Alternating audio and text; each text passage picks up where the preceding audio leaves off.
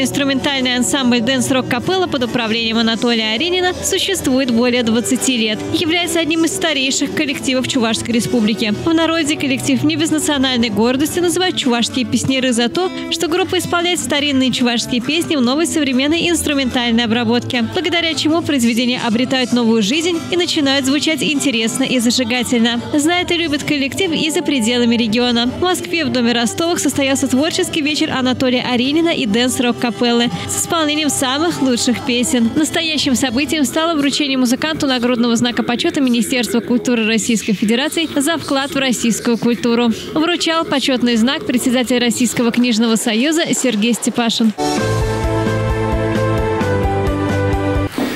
Я хочу поблагодарить Михайловича с точки зрения награды за его огромную работу, которую он проводит в регионах страны. Мне справку дали, я посмотрел, провели свои мероприятия, по-моему, 54 субъектах Российской Федерации. Вот это и есть, кстати, то, что нам сегодня необходимо не только в родной Чувашии. Ну и второе, конечно, большое спасибо за ваш труд, за те 3000 стихотворений, 9 сборников, которые были вызнаны.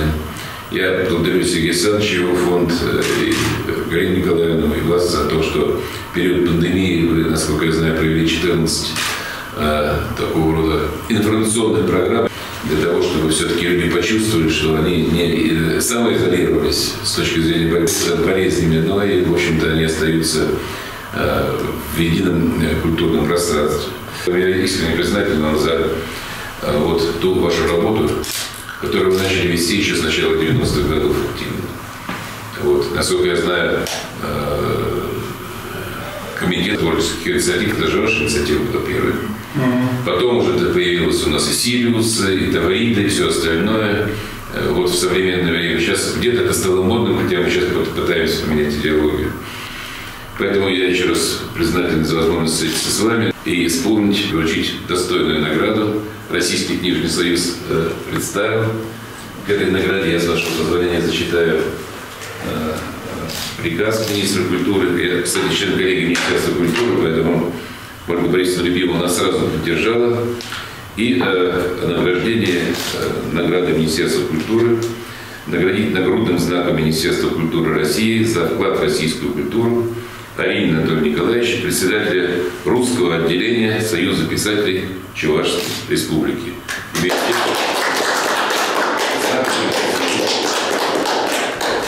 Покажите все.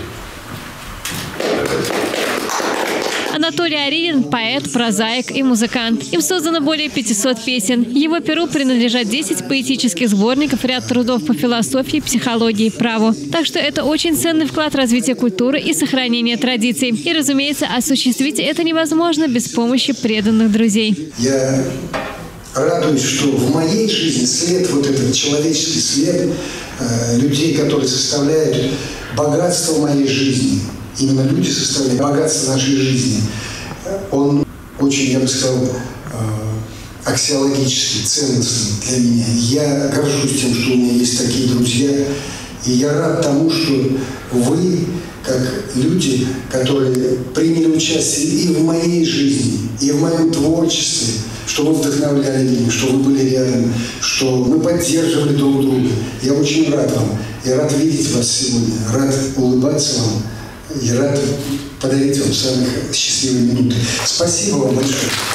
Произведения, которые исполняет коллектив, отличаются искренностью, душевностью и добротой. Песни Анатолия Аринина посвящаются России и родному региону. И, разумеется, живое общение и живой диалог со слушателем был и остается очень важным.